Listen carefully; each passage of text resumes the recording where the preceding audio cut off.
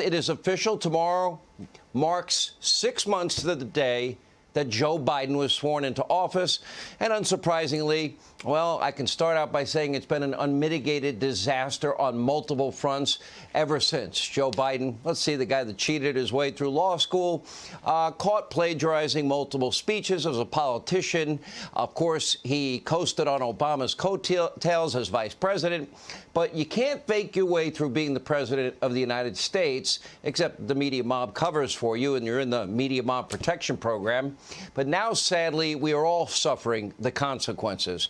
So tonight, the 6-month anniversary of Joe, let's break down issue by issue and let us grade Biden's performance, shall we? First up, let's look at the hostile actor, Vladimir Putin, from the hostile regime, the country known as Russia.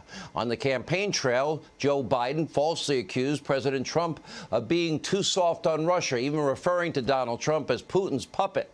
And Biden's tough talk was apparently reserved just for Donald Trump.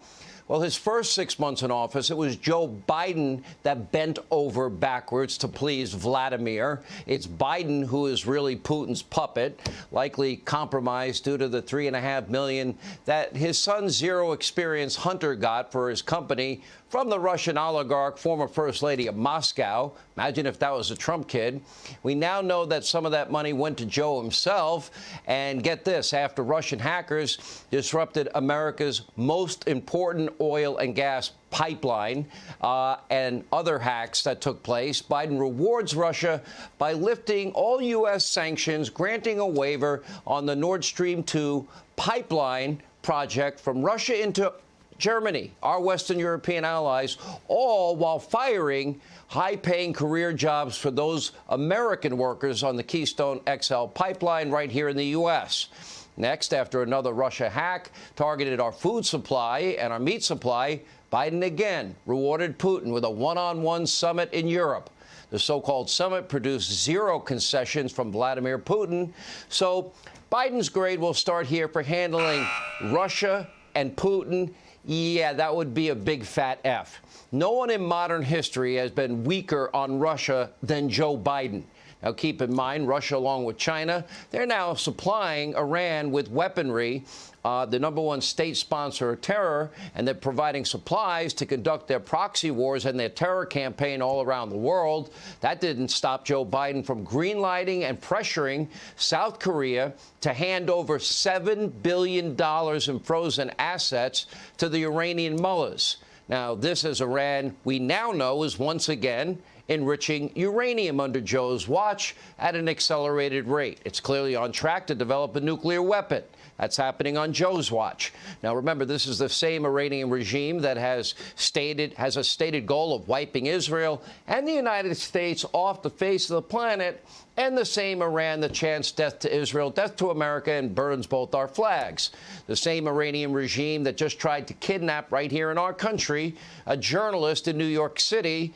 But instead of punishing Iran, Joe is appeasing the mullahs in Iran, even lifting sanctions in spite of these open hostilities. It looks like the Iranian mullahs own Joe Biden. So Joe gets another F, as Iran is now more emboldened than ever before. And sadly, Biden's performance surrounding China, well, that might be even worse. Biden is refusing to hold China accountable in any way for the death, destruction, and damage of COVID-19. He remains pretty much silent as China is threatening our ally, Taiwan, and saying, oh, yeah, there's going to be reunification. In other words, we're taking over. He can't be bothered to address last week China, their hostile maneuvers in the South China Sea. He has no response to China's public threats. They are making threats against the United States and our ally Japan and our military bases, and not a word from Joe. No response whatsoever.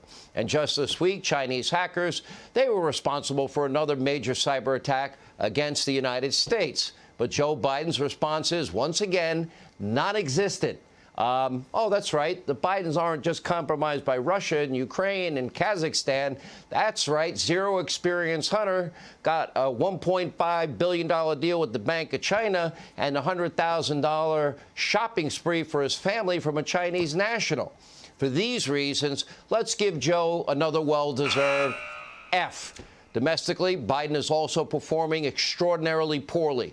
Inflation is at its highest rate in 20 years. Everything you buy, gas, food, goods, services, you're paying more every single day for every item.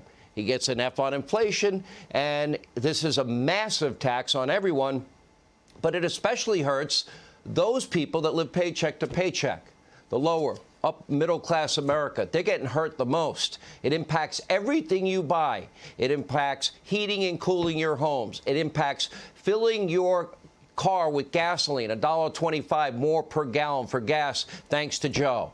And so another, well, we'll say F for Joe on energy. And once again, we're energy independent, and Trump made us energy independent for the first time in 75 years. We all benefited financially and for national security reasons. And by the way, Joe Biden's attempt to ram through the Green New Deal under the guise of human infrastructure. I thought infrastructure was roads and bridges and tunnels. No, human infrastructure is the new Green Deal, except with a fancier name, while also raising corporate taxes.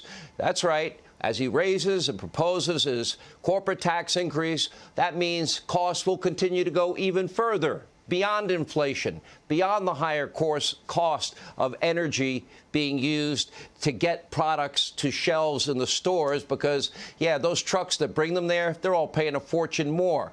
Corporations, I've said many times, they don't pay taxes. They either cut salaries, cut jobs, and then they pass the rest on to we, the people, the consumers. So he gets a big fat F on the economy as well. And meanwhile, at our southern border, a major crisis is now ongoing. We have open borders. We got kids in the middle of a pandemic in overcrowded cages. Laws are not enforced. They are facilitating lawbreaking, and they're aiding and abetting in the process. And Joe lifted all of President Trump's successful border protections. He ended all of Trump's policies, and those policies were working. And then he tasked, well, one of Washington's most incompetent politicians with solving the crisis. That would be his vice president, Kamala Harris. It's so bad, we're going to give Joe Biden 3 Fs for his handling on the border, which brings us to an important question. Why did Joe Biden put Kamala Harris in charge of the southern border?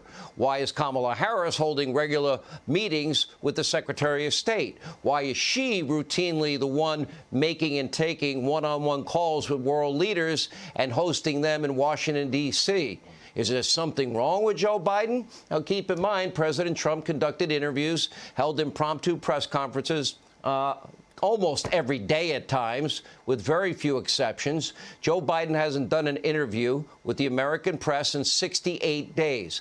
That's on top of the only one that he gave previously. He averages less than one public event every workday. He goes into hiding on every weekend. His public-facing time amounts to around maybe 3 hours a week. That's it. And during his short, scripted events, he's usually reading from a teleprompter quite poorly or from a note card and still getting confused. He almost never takes questions because he claims he's going to get in trouble. They'll yell at him. His staff will be mad. And still, during the rare public appearances, Joe Biden struggles mightily, and he appears to be very blunt. This is objective. He appears to be getting worse almost by the day. Take a look. You decide. This is enough vaccine to fully vaccinate 300 Americans by end of the summer, the beginning of the fall. But we want to make, look, I want to repeat, it'll be enough to fully vaccinate 300 Americans to beat this pandemic, 300 million Americans. I have a card. I carry a card with me every day with the total number of folks who have been affected by the as of yesterday.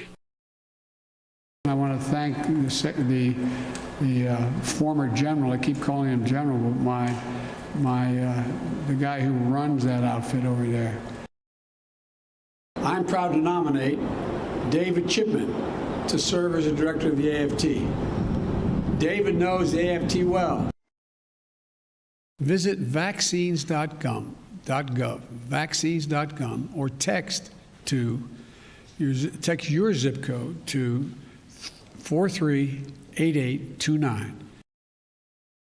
But there's to be, beginning this effort for 2021 is, I think we've learned a few lessons. We hold these truths self-evident that all men and women, we haven't lived up to it completely, but we've always widened the arc of commitment. The jobs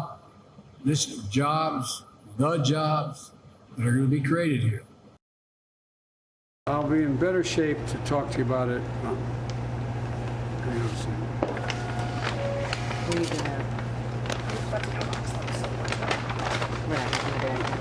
I'll tell you what they sent me.